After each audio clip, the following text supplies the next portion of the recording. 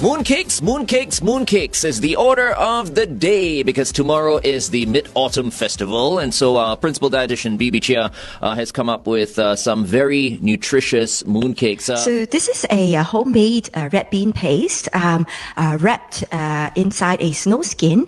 And on the inside, instead of having chocolate or, salted egg yolks, I am using chestnuts. So the interesting thing, and so what I've done is I've reduced the sugar in the red bean paste as well as the dough, because the dough of the snow skin typically has quite a bit of sugar. Yes, icing sugar in there. Yeah. This plastic wrap is going to be your lifesaver.